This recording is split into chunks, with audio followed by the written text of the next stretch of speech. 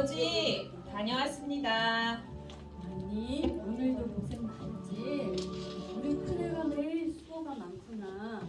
아니에요, 아버지. 저만 힘든 것도 아닌데요, 뭘. 매일 힘들게 성실하게 일하는 모습을 보니 든든하기도 하고 안쓰럽기도 해. 혹시 아버지가 뭘 도와줄 게 있으면 꼭 얘기하렴. 아이고, 아직은 제 힘으로 살 수 있어요. 걱정 마세요. 이때 화려한 옷을 입고 둘째 아들이 등장한다. 아버지! 아버지! 멋지. 형을 발견한다. 어? 형도 있었네. 그래, 둘째야. 매일 새벽에 들어오더니 어쩐 일로 일찍 들어왔니? 아, 저는가 일찍 들어오면 안 돼요? 아이, 우리 둘째가 기분이 상했구나. 그런 뜻이 아니었어. 대학 졸업하고 지금까지 매일같이 새벽에 들어오길래 하는 얘기지. 이제 직장도 좀 찾아봐야 하지 않을까 걱정이 되어서 그래. 진지하게 자세를 잡고 사실은 그래서요, 아버지. 드릴 말씀이 있어요. 제가 하고 싶은 일이 생겼거든요. 부자 하신다 생각하시고 유산상속을 먼저 해주시면 안 될까요? 아버지도 첫째를 깜짝 놀란다. 아니, 그게 무슨 소리냐? 유산상속이라니? 어차피 저에게 물려주실 재산이 있으시잖아요. 아, 그걸 지금 달라는 말씀이에요. 뭐라고? 심호흡을 한 후 둘째야, 그래, 재산을 물려주면 그걸로 뭘 하려고 하는 거냐? 아, 제 나름대로 계획이 있어요. 친구와 함께 여기에 투자할 거예요.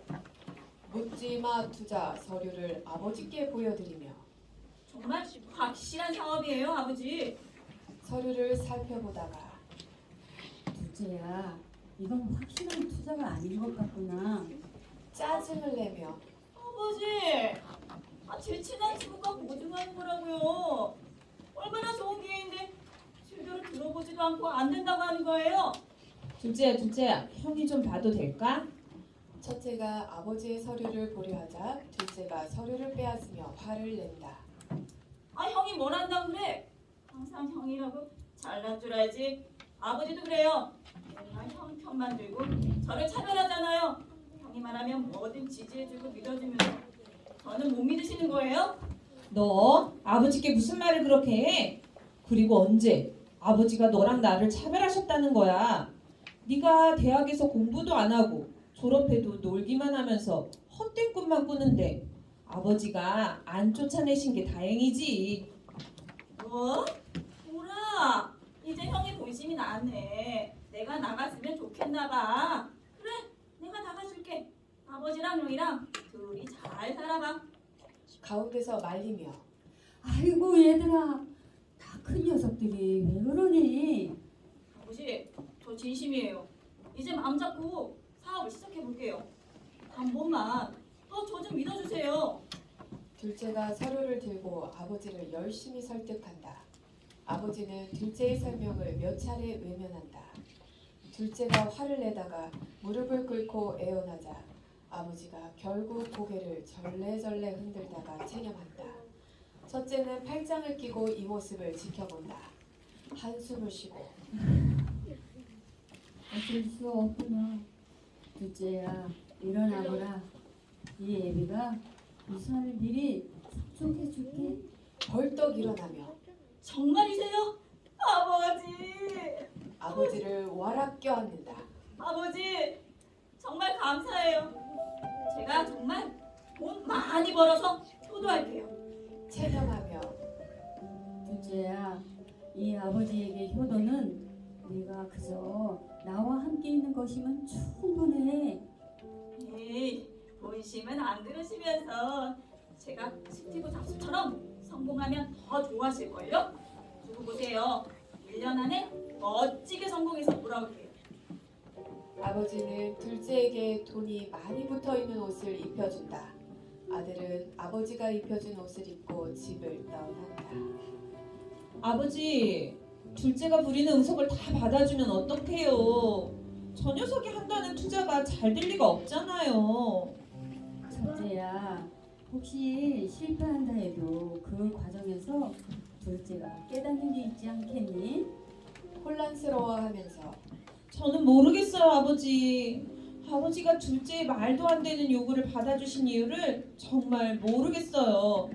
점점 화를 내며 저 녀석은 분명히 저 돈을 다 써버리고 올 거라고요. 그때 분명 후회하시게 될 거예요. 첫째 아들이 퇴장한다.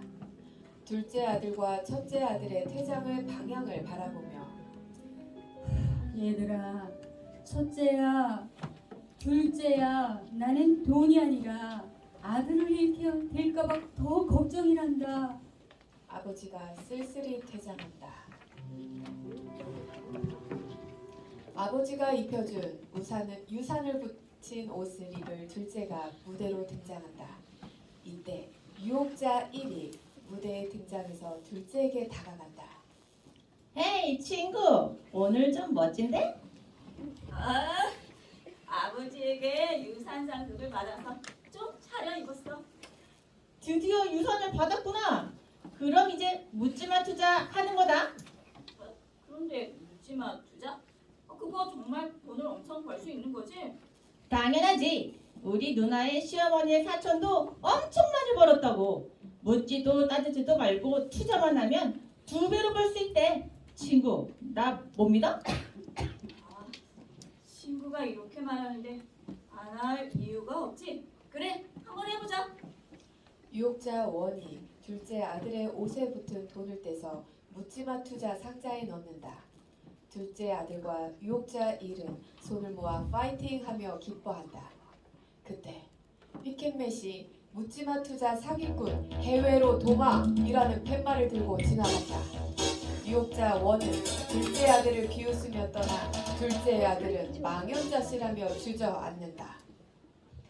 이때 유혹자 2가 무대에 등장해서 망연자실한 둘째에게 다가간다. 어이 친구, 왜 바닥에 넉넉히 앉아있어? 그게 이때 유혹자 2가 둘째 아들에게 손을 내밀고 둘째 아들은 유혹자 2의 손을 잡고 일어선다. 고마워. 근데 무슨 일이야? 힘든 일 있어?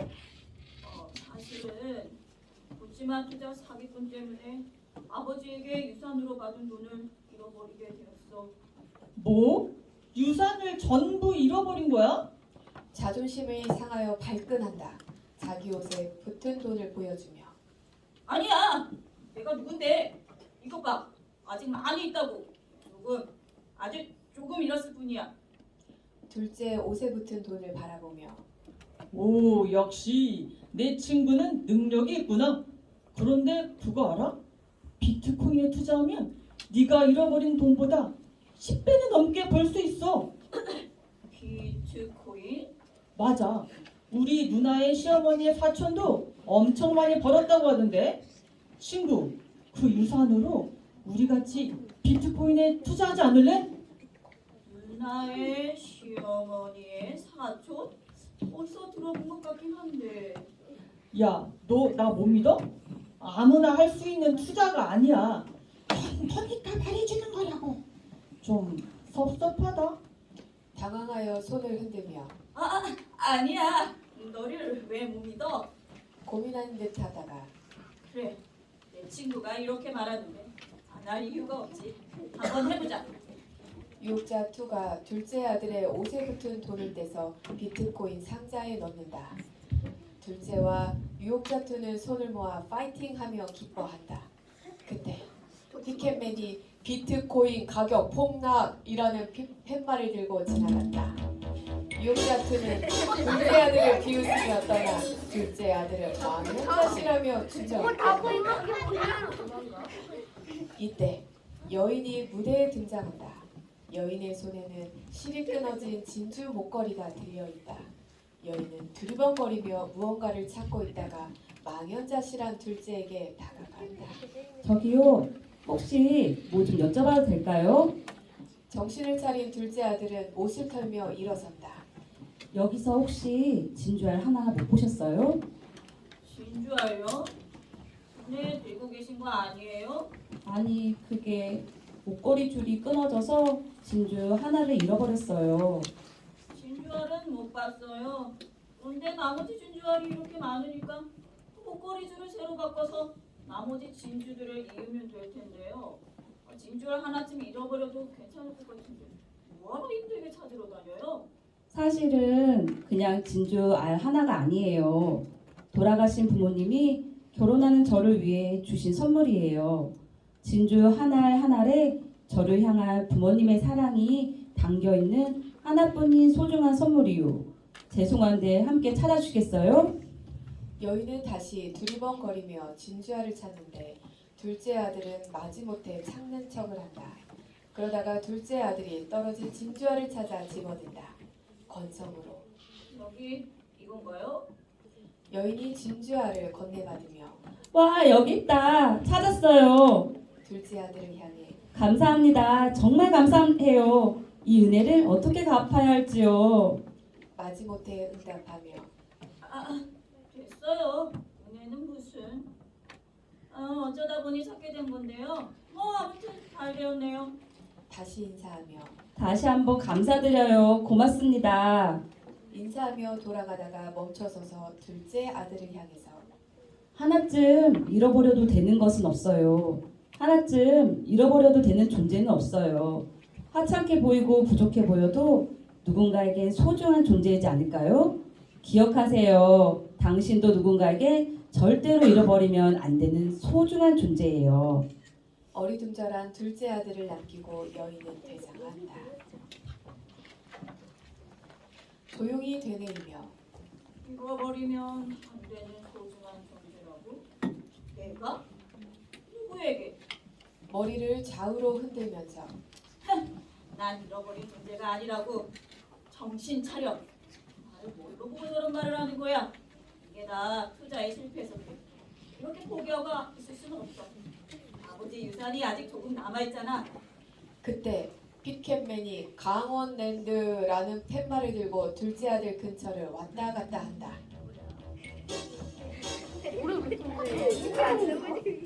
강원랜드? 도박하는 곳 아니야? 도박은 좀 위험한데. 아니지. 어쩌면 저곳에 나에게 새로운 기회가 될지도 몰라. 투자에는 실패했지만 나는 운이 좋으니까 분명 돈을 많이 딸 수 있을 거야. 이때 픽켓맨이 서서히 퇴장하는데 둘째 아들은 옷에 붙은 남은 돈을 떼면서 여기는 강원랜드 팻말을 따라 뛰어간다.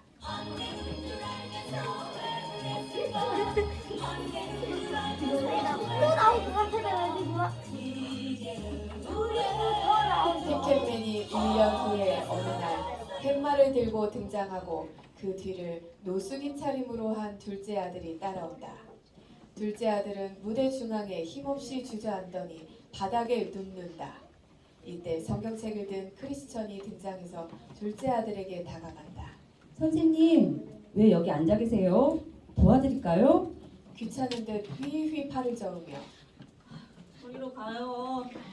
저는 아무것도 살 돈이 없어요. 물건을 팔려는 게 아니에요. 이렇게 길거리에 누워 계시면 위험해서 그래요. 제가 도와드릴게요. 일어나 앉으며 돈요? 뭘 도와줄 수 있는데요? 성경책을 보더니 교회에 다녀오시나 보구만. 하나님도 나처럼 쓸모없는 사람은 버리실 게 분명해요. 그러니까 더 이상 상관하지 말고 가던 길 가세요. 왜 그런 말씀을 하세요? 하나님은 생명을 버리는 분이 아니세요. 무슨 일이 있었길래 이토록 낙심하셨는지 나에게 들려주실 수 있나요? 둘째 아들은 마지못한 듯 자신의 이야기를 하기 시작하고 크리스천은 둘째 아들을 위로하듯 등을 토닥거리며 그 이야기를 들어준다. 그러니 저를 보세요. 아버지의 유산을 함부로 써버리고 지금은 남은 것 없이 독자 순태예요. 가족들도 이제 저를 없는 셈 치고 살고 있을걸요. 저는 잃어버린 존재, 잊혀진 아들이에요. 선생님, 혹시 잃어버린 양을 찾는 목자에 대해 들어보셨어요? 둘째 아들은 모르는 듯 고개를 가로저는다. 예수님이 해주신 이야기인데요. 양을 100마리나 가지고 있는 목자가 있었대요. 양이 100마리나 엄청 부족이구먼. 좋겠네. 양이 100마리나 있는 목자라니. 네, 아주 큰 부자였을 거예요. 그런데 어느 날 풀밭에서 놀고 있던 양 한 마리를 잃어버린 거예요. 덤불 사이를 찾아보아도 풀밭 너머 바위 틈을 찾아보아도 없었어요. 아침부터 저녁까지 기다려보아도 어린 양 한 마리가 돌아오지 않았대요. 목자가 어떻게 했을 것 같으세요? 그렇게 해도 못 찾으면 별수 없는 거 아닌가요? 나머지 양이 99마리나 있는데 뭔 걱정이겠어요? 양 한 마리면 잊어버려도 괜찮을 것 같은데 얼마나 힘들게 찾으러 다녀요? 양 한 마리가 그저 재산이었으면 그랬을지도 모르지요. 하지만 목자는 양 한 마리 한 마리를 소중한 생명으로 대하고 돌보았어요. 그래서 99마리 양을 집에 두고 그 한 마리의 잃어버린 생명을 구하기 위해 길을 나섰어요. 잃어버린 양 한 마리를 찾았을 때는 너무 기쁜 나머지 많은 돈을 써서 잔치를 베풀었대요. 잃어버린 생명을 찾았으니까요. 곰곰이 생각하며 중얼거린다. 잃어버린 양, 잃어버린 생명을 찾았다. 문득 진주알 하나를 찾던 여인이 생각난다. 그때 잃어버린 진주알? 따스하게 웃으며 기억나시나 봐요. 맞아요. 지난번에 진주알을 찾았던 사람이에요. 이렇게 오늘 다시 만나서 정말 감사하고 기뻐요. 언젠가 꼭 당신을 다시 만나고 싶었거든요. 저를 기억하고 있었다고요? 네, 당신에게 다시 한번 전하고 싶은 말이 있었거든요. 잃어버려도 되는 것은 없다는 것, 잃어버려도 되는 존재는 없다는 것, 잃어버려도 되는 생명은 없다는 것 말이에요. 당신도 누군가에겐 절대로 잃어버리면 안 되는 소중한 존재예요. 정말 그럴까요? 아버지, 우리 아버지가 절 기다리고 계실까요? 둘째 아들의 손을 붙잡고 일으켜 세우며 분명 아버지는 당신이 돌아오기를 간절히 기다리고 계실 거예요. 아버지는 당신을 간절히 찾고 계실 거예요. 용기를 내세요. 아버지께 돌아갈 수 있도록 도와드릴게요. 크리스천의 인도를 받으며 둘째 아들은 퇴장한다. 피켓맨이 아버지의 집이라는 피켓을 들고 지나간다. 아버지가 까치발을 들고 누군가를 찾는 듯 먼 곳을 두리번거리고 등장하고 큰 아들은 그런 아버지를 못마땅하게 하며 등장한다. 오늘도 안 오나 보구나. 둘째 녀석의 연락이 끊긴 지 한참이 됐는데 기다려도 돌아오질 않아. 제발 몸이라도 건강해야 할 텐데. 아버지, 매일매일 둘째 녀석을 기다리는 일 이제 그만두세요. 아들 하나 잃어버린 셈 치시라고요. 아버지 옆에 있는 저로는 부족하세요? 그때 저 멀리 둘째 아들이 쭈뼛거리며 등장한다. 아버지는 한눈에 둘째 아들을 알아보고 달려가서 껴안는다.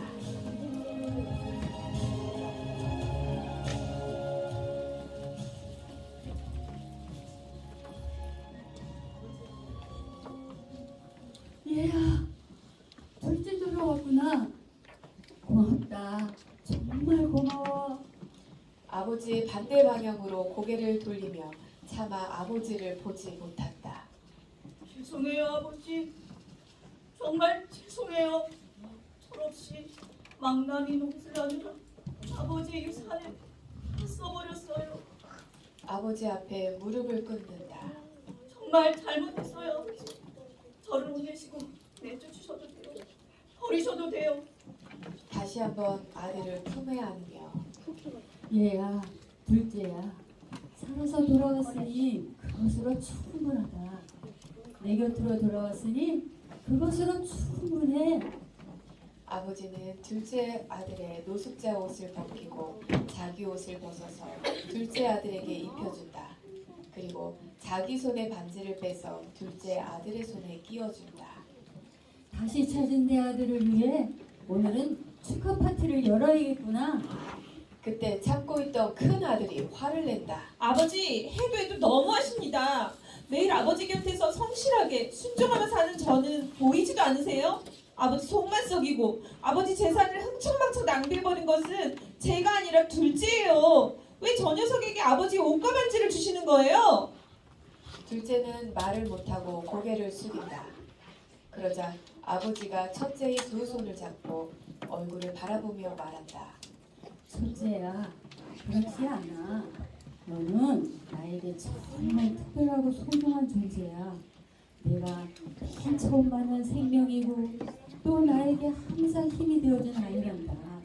너는 나에게 더 이상 기대할 수 없을 만큼 든든한 아들이고 사랑하는 아들이야. 그런데 잊어버린 둘째도 나에게는 그만큼 소중한 아이란다. 아버지는 둘째의 한 손을 끌어 첫째의 한 손에 올려놓고 그 위에 자신의 손을 올려놓는다. 얘들아, 잊어버려도 너는 존재는 없단다. 자녀라는 존재는 부모의 마음에서 결코 버릴 수가 없어. 나는 너희들을 돈이나 능력 때문에 사랑하는 것이 아니야. 그저 너희들이 내 소중한 자녀이기 때문에 사랑하는 거란다. 하늘을 바라보며 저기 저 위에 계신 우리 하나님이 절대로 잃어버린 생명들을 포기하시지 않는 것처럼 나도 너희들을 내 아들들을 포기할 수가 없는 거란다. 아버지가 관객들을 바라보며 외친다. 자, 여러분, 오늘은 잊어버렸던 소중한 아들들을 다시 찾은 날입니다. 이렇게 귀한 잔치에 오셨으니 주님이 주시는 은혜의 말씀을 기대하면서 옆에 앉은 우리 뚱땅 친구들 서로 사랑하는 마음으로 꼭 안아주세요.